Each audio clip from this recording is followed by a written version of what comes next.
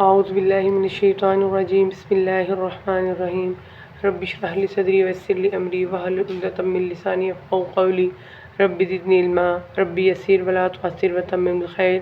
السلام علیکم ورحمۃ اللہ وبرکاتہ۔ الحمدللہ آج ہم پارہ نمبر 28 کا آغاز کریں گے۔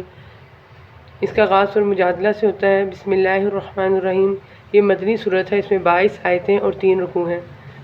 آغاز میں اللہ تعالیٰ ارشاد فرما رہے ہیں، یقیناً اللہ تعالیٰ نے صورت کی بات سنی جو تجھ سے اپنے شوہر کے بارے میں تکرار کر رہی تھی اور اللہ کے آگے شکایت کر رہی تھی۔ اللہ تعالیٰ تم دونوں کے سوال و جواب سن رہا تھا، بے شک اللہ تعالیٰ سننے دیکھنے والا ہے۔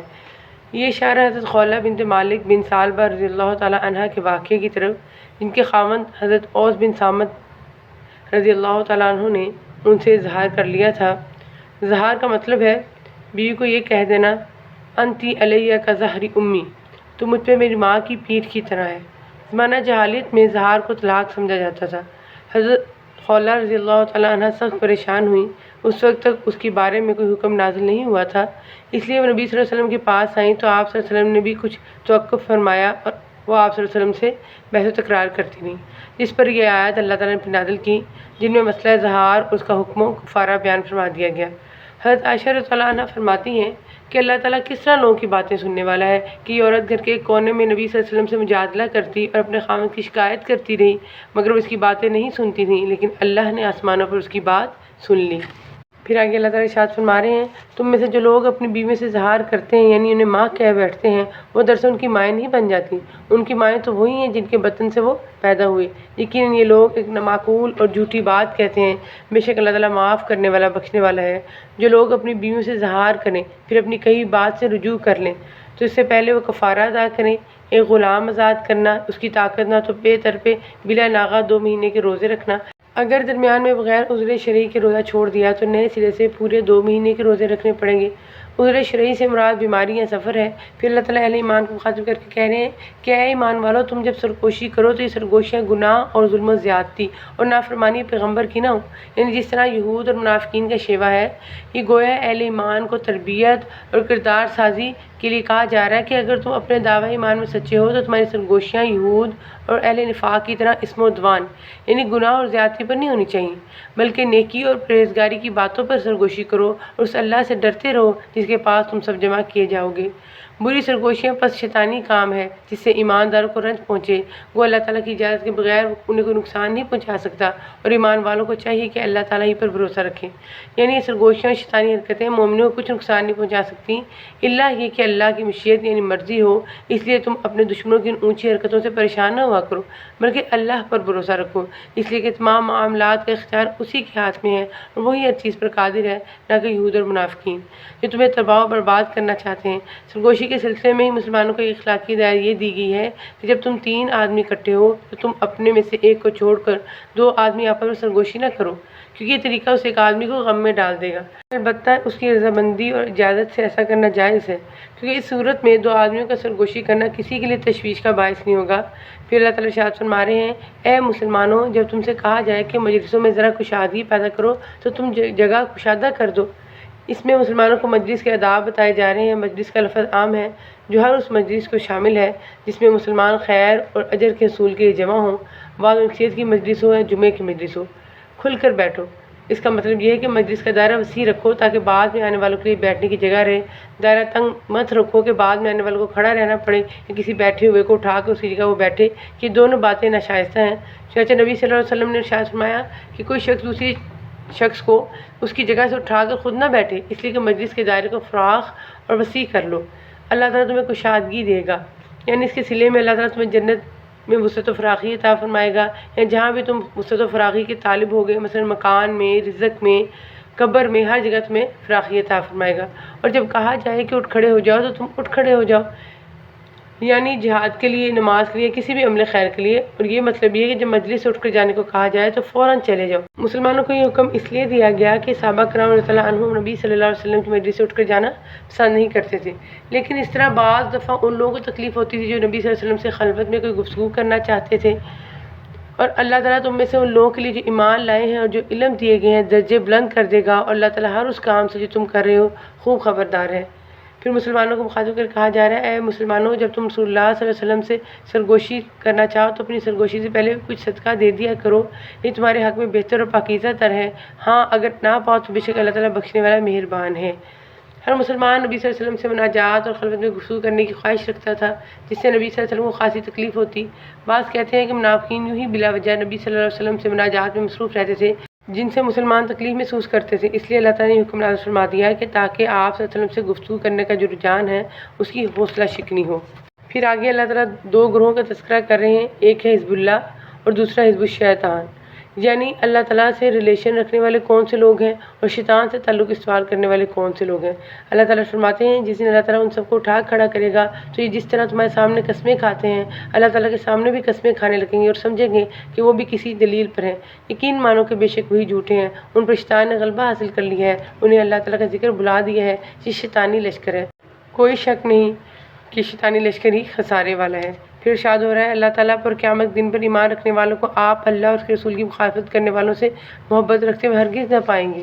اس آیت میں اللہ تعالیٰ نے وضاحت فرمائی کہ جو ایمان باللہ ایمان بالآخرت میں کامل ہوتے ہیں نا وہ اللہ اور رسول صلی اللہ علیہ وسلم کی دشمنوں سے محبت اور تعلق کی خاطر نہیں رکھتے، گویا ایمان اور اللہ رسول صلی اللہ علیہ وسلم کی دشمنوں کی محبت و نصرت ایک دل میں جمع ہی نہیں ہو سکتے، گو وہ ان کے باپ یا ان کے بیٹے یا ان کے بھائی یا ان کے کنبہ قبیلے کے عزیز ہی کیوں نہ ہو، اس لیے کہ ان کا ایمان ان کو ان کی محبت سے روکتا ہے، اور ایمان کی رعایت ابوت، بنوت، اخوت اور خاندان و برادری کی محبت اور رعایت سے زیادہ امپورٹنٹ اور ضروری ہے۔ چنانچہ صحابہ کرام رضی اللہ عنہم نے عملاً ایسا کر کے دکھایا۔ یہی وہ لوگ ہیں جن کے دلوں میں اللہ تعالیٰ نے ایمان کو لکھ دیا ہے اور جن کی تائید اپنی روح سے کی ہے اور جنہیں ان جنتوں میں داخل کرے گا جن کے نیچے نہریں بہہ رہی ہوں گی جہاں یہ ہمیشہ رہیں گے، اللہ ان سے راضی ہے اور یہ اللہ سے خوش ہیں، یہ خدائی لشکر ہے، آگاہ رہو بے شک اللہ کے گروہ والے ہی کامیاب لوگ ہیں۔ پھر اس کے بعد سورہ حشر کا آغاز ہو جاتا ہے، بسم اللہ الرحمن الرحیم۔ یہ مدنی صورت ہے، اس میں 24 آیتیں اور 3 رکوع ہیں۔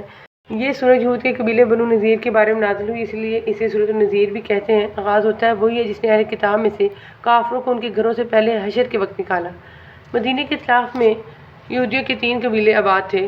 بنو نذیر، بنو قریظہ اور بنو کنیقہ۔ ہجرت مدینہ کے بعد نبی صلی اللہ علیہ وسلم نے ان سے معاہدہ بھی کیا لیکن یہ لوگ در پردہ سازشیں کرتے رہے اور کفار مکہ سے بھی مسلمانوں کے خلاف رابطہ رکھا، حتیٰ کہ ایک موقع پر جبکہ آپ صلی اللہ علیہ وسلم کے پاس گئے ہوئے تھے، بنو نذیر نے رسول اللہ صلی اللہ علیہ وسلم پر اوپر سے ایک بھاری پتھر پھینک کر آپ صلی اللہ علیہ وسلم کو نعوذ باللہ مار ڈالنے کی سازش تیار کی، جس سے وحی کے ذریعے سے آپ صلی اللہ علیہ وسلم کو بروقت اطلاع کر دی گئی اور آپ صلی اللہ علیہ وسلم جو تھے وہاں سے واپس تشریف لے آئے۔ ان کی اس عہد شکنی کی وجہ سے رسول اللہ صلی اللہ علیہ وسلم نے پھر ان پر لشکر کشی کی، یہ چند دن اپنے قلعوں میں محصور رہے، بالآخر انہوں نے اپنی جان بخشی کی صورت میں جلا وطنی پر معادی کا اظہار کیا، پھر جسے رسول اللہ صلی اللہ علیہ وسلم نے قبول فرما لیا۔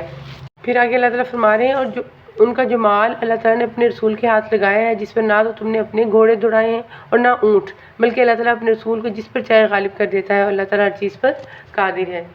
بنو نذیر کا یہ علاقہ جو مسلمانوں کے قبضے میں آیا مدینے سے 3-4 میل کے فاصلے پر تھا، یعنی مسلمانوں کو اس کے لیے لمبا سفر کرنے کی ضرورت پیش نہیں آئی، یعنی اس میں مسلمان کو اونٹ اور گھوڑے جو تھے وہ دوڑانے نہیں پڑے، اسی طرح لڑنے کی بھی نوبت نہیں آئی اور صلح کے ذریعے سے علاقہ فتح ہو گیا، یعنی اللہ نے اپنے رسول صلی اللہ علیہ وسلم کو بغیر لڑے ان پر غلبہ فرما دیا، اس لیے یہاں سے حاصل ہونے والے مال کو فی قرار دیا گیا جس کا حکم غنیمت سے ڈفرینٹ ہے، گویا مال فی ہے جو دشمن بغیر لڑے چھوڑ کر بھاگ جائے یا صلح کے ذریعے سے حاصل ہو، اور جو مال باقاعدہ لڑائی کے اور غلبہ حاصل کرنے کے بعد ملے وہ غنیمت ہے۔ یہ اسلامی کانسٹیٹیوشن کی ایک اہم دفعہ کو ڈسکرائب کیا جا رہا ہے، ارشاد ہوتا ہے تمہیں جو کچھ اصول دے لے لو اور جس سے روکے رک جاؤ۔ فی کا مال ان مہاجر مسکینوں کے لیے ہے جو اپنے گھروں سے اپنے مالوں سے نکال دیے گئے ہیں، وہ اللہ کے فضل اور اس کی رضامندی کے طلبگار ہیں اور اللہ تعالیٰ کی اس کے رسول کی مدد کرتے ہیں، یہی راست باز لوگ ہیں۔ اس میں مال فی کا ایک صحیح ترین مصرف بیان کیا گیا اور ساتھ ہی مہاجرین کی فضیلت، ان کے اخلاق، ان کی راست بازی کی وضاحت ہے، جس کے بعد ان کے ایمان میں شک کرنا گویا قرآن پاک کا انکار ہے، اور ان کے لیے جنہوں نے اس گھر میں یعنی مدینہ اور ایمان میں ان سے پہلے جگہ بنا لی، ان سے مراد انصار مدینہ ہے اور اپنی طرف ہجرت کر کے آنے والوں سے محبت کرتے ہیں، اور مہاجرین کو جو کچھ دے دیا جائے اس سے وہ اپنے دلوں میں کوئی تنگی نہیں رکھتے بلکہ خود اپنے اوپر انہیں ترجیح دیتے ہیں، وہ خود کو کتنی سخت حاجت ہو، بات یہ ہے کہ جو بھی اپنے نفس کے بخل سے بچایا گیا وہی کامیاب اور بامراد ہے۔ حدیث میں ہے کہ شح یعنی بخل سے بچو، اس حر سے نفس نے پہلے لوگوں کو ہلاک کیا ہے، اسی نے انہیں خون ریزی پر آمادہ کیا اور انہوں نے محارم کو حلال کر لیا۔ پھر آگے اللہ تعالیٰ منافقین کی 2 طرفہ پالیسیز کو ڈسکرائب کر رہے ہیں۔ اہل ایمان کو مخاطب کر کے کہا جا رہا ہے کہ اہل ایمان اللہ تعالیٰ سے ڈرتے رہو، اہل ایمان کو خطاب کر کے انہیں واعظ کیا جا رہا ہے۔ اللہ سے ڈرنے کا مطلب ہے اس نے جن چیزوں کے کرنے کا حکم دیا انہیں بجا لاؤ، جس سے روکا گیا ان سے رک جاؤ۔ آیت میں بطور تاکید 2 مرتبہ فرمایا کیونکہ یہ تقوی اللہ کا خوف ہی انسان کو نیکی کرنے پر اور برائی سے اجتناب پر آمادہ کرتا ہے، اور ہر شخص دیکھ بھال لے کہ کل قیامت کے واسطے اس نے اعمال کا کیا ذخیرہ بھیجا ہے، اور ہر وقت اللہ سے ڈرتے رہو۔ اللہ تعالیٰ تمہارے سب اعمال سے باخبر ہے، اور تم ان لوگوں کی طرح مت ہو جانا جنہوں نے اللہ کے احکام کو بلا دیا تو اللہ نے بھی انہیں اپنی جانوں سے غافل کر دیا۔ ایسے لوگ نافرمان فاسق ہوتے ہیں، یعنی اللہ نے بطور جزا انہیں ایسا کر دیا کہ وہ ایسے عملوں سے غافل ہو گئے جن میں ان کا فائدہ تھا اور جن کے ذریعے سے اپنے نفسوں کو عذاب الہی سے بچا سکتے تھے۔ یوں انسان خدا فراموشی سے خود فراموشی تک پہنچ جاتا ہے۔ اس کی عقل اس کی صحیح رہنمائی نہیں کرتی، آنکھیں اس کو حق کا راستہ نہیں پھر دکھاتی، اور اس کے کان جو ہیں وہ حق کے سننے سے بہرے ہو جاتے ہیں۔ رزلٹ یہ نکلتا ہے کہ اس سے ایسے کام سرزد ہوتے ہیں جس میں اس کی اپنی تباہی اور بربادی ہوتی ہے۔ پھر ارشاد ہوتا ہے اگر ہم اس قرآن کو کسی پہاڑ پر اتارتے، یعنی پہاڑ میں فہم و ادراک کی وہ صلاحیت پیدا کر دیتے جو ہم نے انسان کے اندر رکھی ہے، تو دیکھتا کہ خوف الہی سے پست ہو کر ٹکڑے ٹکڑے ہو جاتا۔ اور ہم ان مثالوں کو لوگوں کے سامنے بیان کرتے ہیں تاکہ وہ غور و فکر کریں، یعنی تاکہ قرآن پاک کے مواد سے نصیحت حاصل کریں اور زواجر کو سن کر نافرمانیوں سے بچیں، اجتناب کریں۔ بعض کہتے ہیں کہ اس آیت میں نبی صلی اللہ علیہ وسلم سے خطاب ہے کہ ہم نے آپ صلی اللہ علیہ وسلم پہ ایک قرآن مجید نازل کیا جو ایسی عظمت شان کا حامل ہے کہ اگر ہم اسے کسی پہاڑ پر نازل کرتے تو وہ ریزہ ریزہ ہو جاتا، لیکن یہ آپ صلی اللہ علیہ وسلم پر ہمارا احسان ہے کہ ہم نے آپ صلی اللہ علیہ وسلم کو اتنا قوی اور مضبوط کر دیا کہ آپ صلی اللہ علیہ وسلم نے اس چیز کو برداشت کر لیا جس کو برداشت کرنے کی طاقت پہاڑوں میں بھی نہیں ہے۔ پھر آگے اللہ تعالیٰ اپنے اسماء الحسنیٰ کے ساتھ صفات کو بیان کر رہے ہیں، اور اللہ تعالیٰ کا جو ہر اسم ہے اپنے اندر ایک وسیع معنی رکھتا ہے۔ اس کے بعد سورہ ممتحنہ کا آغاز ہوتا ہے۔ بسم اللہ الرحمن الرحیم، یہ مدنی صورت ہے، اس میں 13 آیتیں اور 2 رکوع ہیں۔ آغاز ہو رہا ہے اے وہ لوگوں جو ایمان لائے ہو، میرے اور خود اپنے دشمنوں کو اپنا دوست نہ بناؤ۔ کفار مکہ اور نبی صلی اللہ علیہ وسلم کے درمیان حدیبیہ میں جو معاہدہ ہوا تھا، اہل مکہ نے اس کی خلاف ورزی کی، اس لیے رسول اللہ صلی اللہ علیہ وسلم نے بھی مسلمانوں کو خفیہ طور پر لڑائی کی تیاری کا حکم دے دیا۔ حضرت حاتم بن ابی بلتہ رضی اللہ تعالیٰ عنہ ایک مہاجر بدری صحابی تھے جن کی قریش کے ساتھ کوئی رشتہ داری نہیں تھی، لیکن ان کے بیوی بچے مکے میں ہی تھے۔ انہوں نے سوچا کہ میں قریش مکہ کو آپ صلی اللہ علیہ وسلم کی تیاری کی اطلاع کر دوں تاکہ اس احسان کے بدلے وہ میرے بال بچوں کا خیال رکھیں۔ انہوں نے ایک عورت کے ذریعے سے یہ پیغام تحریری طور پر اہل مکہ کی طرف روانہ کر دیا۔ اس کی اطلاع ذریعہ وہی نبی صلی اللہ علیہ وسلم کو کر دی گئی۔ چنانچہ آپ صلی اللہ علیہ وسلم نے حضرت علی، حضرت مقداد، حضرت زبیر رضی اللہ تعالیٰ عنہم کو فرمایا کہ جاؤ، روضہ خاک پر ایک عورت ہوگی جو مکہ جا رہی ہوگی، اس کے پاس ایک رکا ہے، وہ لے آؤ۔ چنانچہ وہ حضرات گئے اور اس سے یہ رکا لے آئے جو اس نے سر کے بالوں میں چھپا رکھا تھا۔ آپ صلی اللہ علیہ وسلم نے حضرت حاتب رضی اللہ تعالیٰ عنہ سے پوچھا یہ تم نے کیا کیا؟ انہوں نے فرمایا کہ میں نے یہ کام کفر و ارتداد کی بنا پر نہیں کیا، بلکہ اس کی وجہ صرف یہ ہے کہ دیگر مہاجرین کے رشتہ دار جو ہیں مکے میں موجود ہیں جو ان کے بال بچوں کی حفاظت کرتے ہیں، میرا تو وہاں کوئی رشتہ دار نہیں ہے، تو میں نے یہ سوچا کہ میں اہل مکہ کو کچھ اطلاع کر دوں تاکہ وہ میرے احسان مند رہیں اور میرے بچوں کی حفاظت کریں۔ آپ صلی اللہ علیہ وسلم نے ان کی سچائی کی وجہ سے انہیں کچھ نہیں کہا، تاہم اللہ نے تنبیہ کے طور پر یہ آیات نازل فرما دی کہ تاکہ آئندہ کوئی مومن کسی کافر کے ساتھ اس طرح کا تعلق مودت قائم نہ کرے۔ پھر مسلمانوں کو کہا جا رہا ہے مسلمانوں تمہارے لیے حضرت ابراہیم میں اور ان کے ساتھیوں میں بہترین نمونہ ہے۔ کفار سے عدم موالات کے مسئلے کی توضیح کے لیے حضرت ابراہیم علیہ السلام کی پھر اللہ تعالیٰ نے اگزامپل دی، جبکہ ان سب نے اپنی قوم سے برملا کہہ دیا کہ ہم تم سے اور جن کی تم اللہ کے سوا عبادت کرتے ہو ان سب سے بالکل بیزار ہیں، ہم تمہارے عقائد کے منکر ہیں جب تک تم اللہ کی وحدانیت پر ایمان نہ لاؤ، ہم میں تم میں ہمیشہ کے لیے بغض و عداوت ظاہر ہوگی۔ لیکن ابراہیم کی اتنی بات اپنے باپ سے ہوئی تھی کہ میں تمہارے لیے استغفار ضرور کروں گا اور تمہارے لیے مجھے اللہ کے سامنے کسی چیز کا اختیار کچھ بھی نہیں ہے۔ اے ہمارے پروردگار، تجھی پر ہم نے بھروسہ کیا ہے اور تیری ہی طرف رجوع کرتے ہیں اور تیری ہی طرف لوٹنا ہے۔ اور پھر اللہ تعالیٰ آگے بتا رہے ہیں کہ مسلمان اور کافر کے درمیان نکاح جائز نہیں ہے، اس سے ریلیٹڈ ایک پورا قانون نازل کیا گیا ہے۔ پھر اس بیعت کا تذکرہ اللہ تعالیٰ نے کیا ہے جو نبی صلی اللہ علیہ وسلم عورتوں سے کیا کرتے تھے۔ اے پیغمبر، جب مسلمان عورتیں آپ سے ان باتوں پر بیعت کرنے آئیں کہ وہ اللہ کے ساتھ کسی کو شریک نہ کریں گی، چوری نہ کریں گی، زناکاری نہ کریں گی، اپنی اولاد کو نہ مار ڈالیں گی اور کوئی ایسا بہتان نہ باندھیں گی جو خود اپنے ہاتھوں پیروں کے سامنے گھڑ لیں، کسی نیک کام میں تیری بے حکمی نہ کریں گی۔ پھر سورہ صف کا آغاز ہو رہا ہے۔ بسم اللہ الرحمن الرحیم، یہ مدنی صورت ہے، اس میں 14 آیتیں اور 2 رکوع ہیں۔ اس کی شان نزول میں آتا ہے کہ کچھ صحابہ رضی اللہ عنہم آپس میں بیٹھے کہہ رہے تھے کہ اللہ کو جو سب سے زیادہ پسندیدہ عمل ہے وہ رسول اللہ صلی اللہ علیہ وسلم سے پوچھنے چاہیے تاکہ ان پر عمل کیا جا سکے، لیکن آپ صلی اللہ علیہ وسلم کے پاس جا کر پوچھنے کی ضرورت کوئی نہیں کر رہا تھا۔ اس پر اللہ تعالیٰ نے یہ سورہ نازل فرمائی، اہل ایمان کو مخاطب کرے اللہ تعالیٰ کہہ رہے ہیں کہ اے ایمان والو، تم وہ بات کیوں کہتے ہو جو کرتے نہیں، تم جو کرتے نہیں اس کا کہنا اللہ تعالیٰ کو سخت ناپسند ہے۔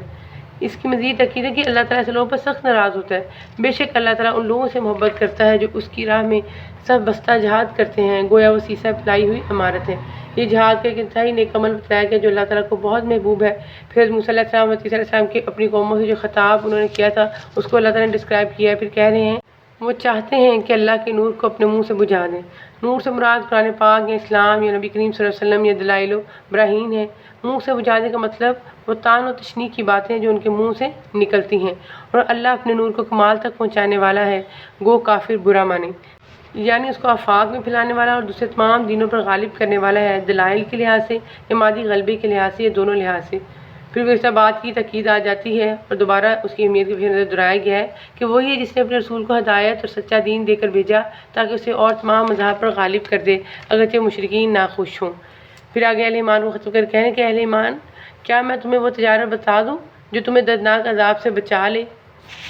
ایمان اور جہاد کو تجارت سے تعبیر کیا اس لیے کہ اس میں بھی انہیں تجارت کی طرح ہی نفع ہوگا، اور وہ نفع کیا ہے؟ جنت میں داخلہ اور جہنم سے نجات۔ اس سے بڑا نفع اور کیا ہوگا، اور وہ نفع کیا ہے؟ اس بات کو دوسرے مقام پر اس طرح اللہ تعالیٰ بیان فرمانے سے توبہ کے نمبر 111 میں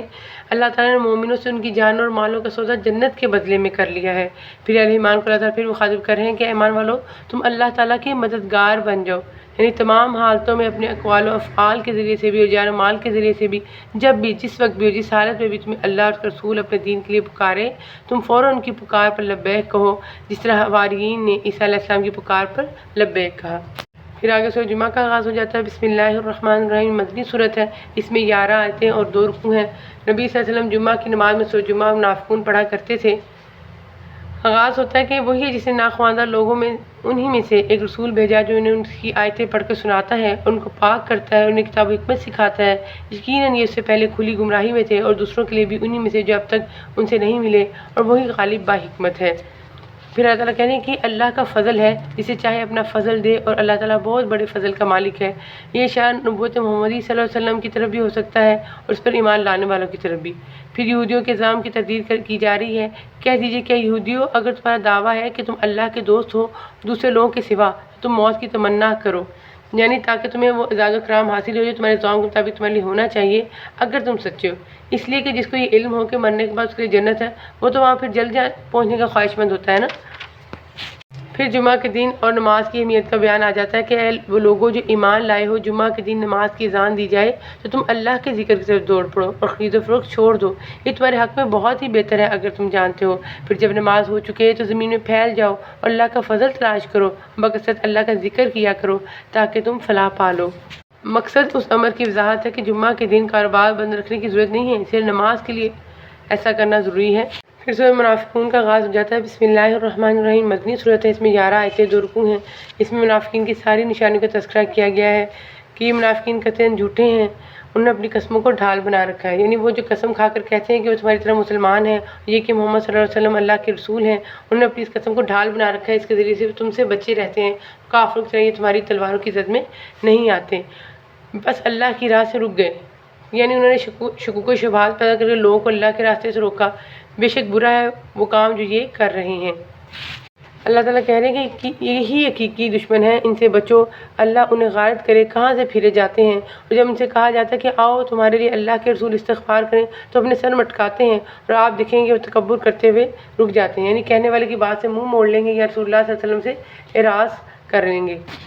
پھر آگے مسلمان کو مخاطب کیا جا رہا ہے کہ مسلمانوں، تمہارے مال اور تمہاری اولاد تمہیں اللہ کے ذکر سے غافل نہ کر دیں، اور جو ایسا کریں وہ بڑے ہی ضیاءکار لوگ ہیں، یعنی مال اور اولاد کی محبت تم پر اتنی غالب نہ آ جائے کہ تم اللہ کے بتلائے ہوئے کام و فرائض سے ہی غافل ہو جاؤ اور اللہ کی قائم کردہ حلال و حرام کی جو حدیں ہیں ان کی پرواہ ہی نہ کرو۔ منافقین کے ذکر کے فوراً بعد اس تنبیہ کا مقصد یہ ہے کہ یہ منافقین کا کردار ہے جو انسان کو خسارے میں ڈالنے والا ہے۔ اہل ایمان کا کردار جو اس کے برعکس ہوتا ہے، اور وہ یہ ہے کہ وہ ہر وقت اللہ کو یاد رکھتے ہیں، یعنی اس کے احکام و فرائض کی پابندی اور حلال و حرام کی درمیان تمیز کرتے ہیں۔ پھر سورۃ تغابن کا آغاز ہو جاتا ہے۔ بسم اللہ الرحمن الرحیم، مدنی صورت ہے، اس میں 18 آیتیں اور 2 رکوع ہیں۔ آغاز ہوتا ہے کہ تمام چیزیں جو آسمان اور زمین میں اللہ کی پاکی بیان کرتی ہیں، اسی کی سلطنت ہے، اسی کی تعریف ہے اور وہ ہر چیز پر قادر ہے۔ اس نے تمہیں پیدا کیا ہے، سو تم میں سے بعض تو کافر ہیں اور بعض ایمان والے ہیں، اور جو کچھ تم کر رہے ہو اللہ تعالیٰ خوب دیکھ رہا ہے۔ یعنی انسان کے لیے خیر و شر، نیکی اور بدی، کفر و ایمان کے راستوں کی وضاحت کے بعد اللہ تعالیٰ نے انسان کو ارادہ و اختیار کی جو آزادی دی ہے، اس کی روح سے کسی نے کافر کا، کسی نے ایمان کا راستہ اپنایا ہے۔ اس نے کسی پر جبر نہیں کیا۔ اگر وہ جبر کرتا تو کوئی شخص بھی کفر و معصیت کا راستہ اختیار کرنے پر قادر ہی نہ ہوتا، لیکن اس طرح انسان کی آزمائش ممکن نہیں تھی، جبکہ اللہ تعالیٰ کی مشیت انسان کو آزمانا تھا۔ جیسے اللہ تعالیٰ سورۃ ملک کی آیت نمبر 2 میں کہتے ہیں کہ الذی خلق الموت والحیاۃ لیبلوکم ایکم احسن عملا۔ جس طرح کافر کا خالق اللہ ہے، کفر کا خالق بھی اللہ ہے، لیکن کفر اس کافر کا عمل و کسب ہے، اس نے اپنے ارادے سے اختیار کیا ہے۔ اسی طرح مومن اور ایمان کا خالق بھی اللہ ہے، لیکن ایمان اس مومن کا کسب و عمل ہے جس نے اسے اختیار کیا ہے۔ اس کسب و عمل پر دونوں کو ان کے عملوں کے مطابق جزا ملے گی، کیونکہ وہ سب کے عمل دیکھ رہا ہے۔ پھر آگے ارشاد ہو رہا ہے، جس دن تم سب کچھ جمع ہونے کے دن جمع کرے گا۔ قیامت کو یوم الجمع اس لیے کہا کہ اس دن اول و آخر سب ایک ہی میدان میں جمع ہوں گے، فرشتہ پکارے گا، سب اس کی آواز سنیں گے، ہر ایک کی نگاہ آخر تک پہنچ جائے گی، کیونکہ درمیان میں پھر کوئی چیز حائل نہ ہوگی۔ جیسے دوسرے مقام پر اللہ تعالیٰ سورۃ ہود کی آیت نمبر 103 میں کہتے ہیں کہ وہ دن جس میں سب لوگ جمع کیے جائیں گے، اور وہ دن ہے جس میں سب حاضر کیے جائیں گے،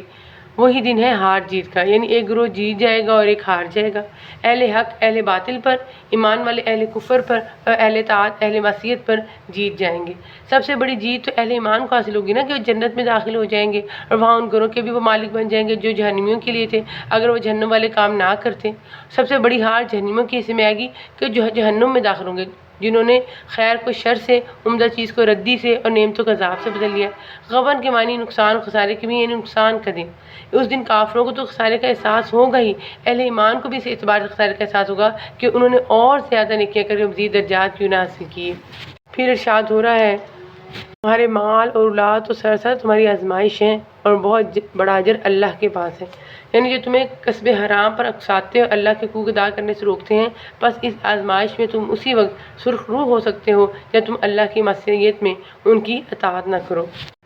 بس جہاں تک تم سے ہو سکے اللہ سے ڈرتے رہو اور سنتے اور مانتے چلے جاؤ، اور اللہ کی راہ میں خیرات کرتے رہو جو تمہارے لیے بہتر ہے، اور جو شخص اپنے نفس کی حرص سے محفوظ رکھا جائے وہی کامیاب ہے۔ اگر تم اللہ کو اچھا قرض دو گے، یعنی اس کی راہ میں خرچ کرو گے، تو وہ اسے تمہارے لیے بڑھاتا جائے گا اور تمہارے گناہ بھی معاف کر دے گا، اور اللہ بڑا قدردان، بڑا بردبار ہے۔ پھر سورۃ طلاق کا آغاز ہو جاتا ہے۔ بسم اللہ الرحمن الرحیم، مدنی صورت ہے، اس میں 12 آیتیں اور 2 رکوع ہیں۔ آغاز میں کہا جا رہا ہے کہ اے نبی اپنی امت سے کہو کہ جب تم اپنی بیویوں کو طلاق دینا چاہو تو ان کی عدت کے دنوں کے آغاز میں انہیں طلاق دو۔ یعنی اس میں طلاق دینے کا طریقہ اور وقت بتایا جا رہا ہے، اور عدت کا حساب رکھو، یعنی اس کی ابتدا اور انتہا کا خیال رکھو تاکہ عورت اس کے بعد نکاح ثانی کر سکیں، یا اگر تم ہی رجوع کرنا چاہو پہلی اور دوسری طلاق کی صورت میں تو عدت کے اندر رجوع کر سکو۔ اور اللہ سے جو تمہارا پروردگار ہے ڈرتے رہو، نہ تم انہیں ان کے گھروں سے نکالو، یعنی طلاق دیتے عورت کو اپنے گھر سے مت نکالو بلکہ عدت تک اسے گھر میں ہی رہنے دو، اس وقت تک رہائش اور نان و نفقہ تمہاری ذمہ داری ہے، اور نہ وہ خود نکلیں، یعنی عدت کے دوران خود عورت بھی گھر سے باہر نکلنے سے بچے، الا یہ کہ کوئی بہت ہی ضروری معاملہ ہو۔ آگے اللہ تعالیٰ ارشاد فرما رہے ہیں، اور حاملہ عورتوں کی عدت ان کی وضع حمل ہے۔ ساتھ اللہ تعالیٰ کہنے کہ تم اپنی طاقت کے مطابق جہاں تم رہتے ہو وہاں ان طلاق والی عورتوں کو رکھو، یعنی متعلقہ رجیہ کو، اس لیے کہ متعلقہ بائنہ کے لیے تو رہائش نفقہ ضروری نہیں ہے۔ اپنی طاقت کے مطابق رکھنے کا مطلب ہے کہ اگر مکان فراخ ہو اور اس میں بہت سے کمرے ہوں تو ایک کمرہ اس کے لیے مخصوص کر دیا جائے، بصورت دیگر اپنا کمرہ اس کے لیے خالی کر دے۔ اس میں حکمت یہ ہے کہ قریب رہ کر عدت گزارے گی تو شاید خاوند کا دل نرم پڑ جائے اور رجوع کرنے کی رغبت جو ہے اس کے دل میں پیدا ہو جائے، خاص طور پر اگر بچے بھی ہوں تو پھر رغبت اور رجوع کا جو ہے امکان کبھی ہوتا ہے۔ مگر افسوس ہے کہ مسلمان اسی ہدایت پر عمل نہیں کرتے، جس کی وجہ سے اس حکم کے فائد و حکم سے بھی وہ محروم ہیں۔ ہمارے معاشرے میں طلاق کے ساتھ جس طرح عورت کو فوراً چھوت سمجھ کر گھر سے نکال دیا جاتا ہے، یا بعض دفعہ لڑکی والے اسے اپنے گھر لے جاتے ہیں، یہ رواج جو ہے قرآن پاک کی صریح تعلیم کے خلاف ہے۔ پھر کہا جا رہا ہے، یعنی رسول جو تمہیں اللہ کے صاف صاف احکام پڑھ سناتا ہے تاکہ ان لوگوں کو جو ایمان لائیں اور نیک عمل کریں اور تاریکیوں سے روشنی کی طرف لے آئے۔ یہ رسول کا منصب اور فریضہ بیان کیا گیا کہ قرآن کے ذریعے سے لوگوں کو اخلاقی پستیوں سے، شرک و ضلالت کی تاریکیوں سے نکال کے ایمان و عمل صالح کی روشنی تک لے جاتا ہے۔ رسول سے یہاں مراد رسول یعنی حضرت محمد رسول اللہ صلی اللہ علیہ وسلم ہے۔ اور جو شخص اللہ پر ایمان لائے اور نیک عمل کرے اللہ اسے ایسی جنتوں میں داخل کرے گا جس کے نیچے نہریں جاری ہیں جن میں یہ ہمیشہ ہمیشہ رہیں گے، بے شک اللہ نے اسے بہترین روزی دے رکھی ہے۔ پھر سورۃ تحریم کا آغاز ہو جاتا ہے۔ بسم اللہ الرحمن الرحیم، مدنی سورت ہے، اس میں 12 آیتیں اور 2 رکوع ہیں۔ ارشاد ہو رہا ہے، اے نبی جس چیز کو اللہ نے آپ کے لیے حلال کر دیا ہے اسے آپ کیوں حرام کرتے ہیں؟ کیا آپ اپنی بیوی کی رضامندی حاصل کرنا چاہتے ہیں؟ اللہ بخشنے والا رحم کرنے والا ہے۔ نبی صلی اللہ علیہ وسلم نے جس چیز کو اپنے لیے حرام کر لیا تھا وہ کیا تھی؟ جس پر اللہ تعالیٰ نے اپنی ناپسندیدگی کا اظہار فرمایا۔ اس سلسلے میں ایک تو وہ مشہور واقعہ ہے جو صحیح بخاری مسلم وغیرہ میں نقل ہوا ہے کہ آپ صلی اللہ علیہ وسلم زینب بنت حجش رضی اللہ تعالیٰ عنہ کے پاس کچھ دیر ٹھہرتے اور وہاں شہد پیتے۔ حضرت حفصہ اور حضرت عائشہ رضی اللہ عنہما دونوں نے وہاں معمول سے زیادہ دیر تک آپ کو ٹھہرنے سے روکنے کے لیے ایک اسکیم تیار کی کہ ان میں سے جس کے پاس بھی آپ صلی اللہ علیہ وسلم تشریف لائیں وہ ان سے یہ کہے کہ اللہ کے رسول آپ صلی اللہ علیہ وسلم کے منہ سے مغافیر، ایک قسم کا پھول ہے جس میں بسانت ہوتی ہے، اس کی بو آ رہی ہے۔ چنانچہ انہوں نے ایسا ہی کیا۔ آپ صلی اللہ علیہ وسلم نے فرمایا، میں تو زینب رضی اللہ عنہا کے گھر صرف شہد پیا ہے، اب میں قسم کھاتا ہوں کہ میں یہ نہیں پیوں گا، لیکن یہ بات تم کسی کو مت بتانا۔ اور آگے اللہ تعالیٰ کہنے کو یاد کر جب نبی نے اپنی بعض عورتوں سے ایک پوشیدہ بات کہی، پس جب انہوں نے اس بات کی خبر کر دی اور اللہ نے اپنے نبی کو اس پر آگاہ کر دیا تو نبی نے تھوڑی سی بات تو بتا دی اور تھوڑی سی ٹال گئے۔ پھر جب نبی نے اپنی اس بیوی کو یہ بات بتائی تو کہنے لگی، اس کی خبر آپ کو کس نے دی؟ کہا، سب جاننے والے، پوری خبر رکھنے والے اللہ نے مجھے بتلایا ہے۔ اے نبی کی دونوں بیویوں، اگر تم دونوں اللہ کے پاس سامنے توبہ کر لو تو بہت بہتر ہے، یقیناً تمہارے دل جھک پڑے ہیں، اور اگر تم نبی کے خلاف دوسرے کی مدد کرو گی پس یقیناً اس کا کارساز اللہ ہے اور جبریل ہیں اور نیک اہل ایمان اور ان کے علاوہ فرشتے بھی مدد کرنے والے ہیں۔ پھر کہا جا رہا ہے، اہل ایمان، تم اپنے آپ کو اپنے گھر والوں کو اس آگ سے بچاؤ جس کا ایندھن انسان ہے اور پتھر جس پر سخت دل مضبوط فرشتے مقرر ہیں جنہیں جو حکم اللہ تعالیٰ دے دیتا ہے اس کی نافرمانی نہیں کرتے بلکہ جو حکم دیا جائے بجا لاتے ہیں۔ پھر اہل ایمان کو مخاطب کر کے کہا جا رہا ہے، اے ایمان والو، تم اللہ کے سامنے سچی خالص توبہ کرو۔ خالص توبہ یہ ہے کہ جس گناہ سے وہ توبہ کر رہے ہیں اسے ترک کر دے، اس پر اللہ کی بارگاہ میں ندامت کا اظہار کرے، آئندہ اسے نہ کرنے کا عزم کرے۔ اگر اس کا تعلق حقوق العباد سے ہے تو جس کا حق غضب کیا اس کا ازالہ کرے، جس کے ساتھ زیادتی کی اس سے معافی مانگے۔ محض زبان سے توبہ کر لینا کوئی معنی نہیں رکھتا۔ پھر ارشاد ہو رہا ہے، اے نبی، کافروں اور مومنوں سے جہاد کرو اور ان پر سختی کرو، ان کا ٹھکانہ جہنم ہے۔ یعنی دعوت و تبلیغ میں سختی اور اقامت شریعت میں درستی اختیار کریں، کیونکہ یہ لاتوں کے بت ہیں جو باتوں سے ماننے والے نہیں ہیں۔ اس کا مطلب ہے کہ حکمت تبلیغ کبھی نرمی کی متقاضی ہوتی ہے اور کبھی سختی کی۔ ہر جگہ نرمی بھی مناسب نہیں، ہر جگہ سختی بھی مفید نہیں رہتی۔ تبلیغ و دعوت میں حالات و ظروف اور اشخاص و افراد کے اعتبار سے نرمی یا سختی کرنے کی ضرورت ہے۔ اللہ تعالیٰ نے کافروں کے لیے نوح علیہ السلام کی بیوی اور لوط علیہ السلام کی بیوی کی مثال بیان فرمائی۔ یہ دونوں ہمارے بندوں میں سے دو شائستہ اور نیک بندوں کے گھر میں تھیں، پھر انہوں نے خیانت کی۔ خیانت سے مراد یہ کہ اپنے خامدوں پر ایمان نہیں لائیں، نفاق میں مبتلا رہیں، ان کی ہمدردیاں اپنے کافر قوموں کے ساتھ رہیں، پس وہ دونوں نیک بندے ان سے اللہ کے کسی عذاب کو نہ روک سکے۔ یعنی نوح اور لوط علیہ السلام دونوں باوجود اس بات کے وہ اللہ کے پیغمبر تھے جو اللہ کے مقرب ترین بندوں میں سے ہوتے ہیں، اپنی بیویوں کو اللہ کے عذاب سے نہیں بچا سکے، اور حکم دے دیا گیا کہ اے عورتوں، دوزخ میں جانے والوں کے ساتھ تم دونوں بھی چلی جاؤ۔ یہ انہیں قیامت والے دن کہا جائے گا کہ یا موت کے وقت انہیں کہا گیا۔ کافر کی مثال بطور خاص یا ذکر کرنے سے مقصود ازواج مطہرات کو تنبیہ کرنا ہے کہ وہ بے شک اس رسول کے حرم کی زینت ہے جو تمام مخلوق میں سب سے بہتر ہے، لیکن انہیں یاد رکھنا چاہیے کہ اگر انہوں نے رسول کی مخالفت کی یا انہیں تکلیف پہنچائی تو وہ بھی اللہ کی گرفت میں آ سکتی ہیں، اور اگر ایسا ہو گیا تو پھر ان کو کوئی بچانے والا نہیں ہوگا۔ پھر ارشاد ہو رہا ہے، اور اللہ تعالیٰ نے ایمان والوں کے لیے فرعون کی بیوی کی مثال بیان فرمائی جبکہ اس نے دعا کی کہ اے میرے رب، میرے لیے اپنے پاس جنت میں مکان بنا، مجھے فرعون سے اس کے عمل سے بچا اور مجھے ظالم لوگوں سے خلاصی دے۔ یعنی ان کی ترغیب، ثبات قدمی، استقامت فی الدین اور شدائد میں صبر کے لیے، نیز یہ بتانے کے لیے کہ کفر کی سہولت و شوکت ایمان والوں کا کچھ نہیں بگاڑ سکتی۔ یہ جیسے فرعون کی بیوی ہے جو اپنے وقت کے سب سے بڑے کافر کے تحت تھی لیکن وہ اپنی بیوی کو ایمان سے نہیں روک سکا۔ پھر ارشاد ہو رہا ہے، اور مثال بیان فرمائی مریم بنت عمران کی جس نے اپنے ناموس کی حفاظت کی، پھر ہم نے اپنی طرف سے اس میں جان پھونک دی، اور مریم اس نے اپنے رب کی باتوں کی اور اس کی باتوں کی تصدیق کی اور عبادت گزاروں میں سے تھی۔ یعنی ایسے لوگوں میں سے یہ خاندان میں سے تھی جو فرمانبردار، عبادت گزار اور صلاح و طاعت میں ممتاز تھا۔ پھر ہم آج کی دعا دیکھ لیتے ہیں جو کہ سورہ حشر کی آیت نمبر 10 ہے۔ اے ہمارے پروردگار، ہمیں بخش دے اور ہمارے ان بھائیوں کو بھی جو ہم سے پہلے ایمان لا چکے ہیں، ایمان والوں کے لیے ہمارے دل میں کینہ اور دشمنی نہ ڈال۔ اے ہمارے رب، بے شک تو شفقت و مہربانی کرنے والا ہے۔ اور دوسری دعا سورۃ ممتحنہ کی آیت نمبر 4 اور 5 میں ہے، اے ہمارے پروردگار، تجھی پر ہم نے بھروسہ کیا ہے اور تیری طرف رجوع کرتے ہیں اور تیری طرف لوٹنا ہے۔ اے ہمارے رب، تمہیں کافر کی آزمائش میں نہ ڈال، اور اے ہمارے پالنے والے، ہماری خطاؤں کو بخش دے، بے شک تو ہی غالب حکمت والا ہے۔ وآخر دعوانا ان الحمد للہ رب العالمین۔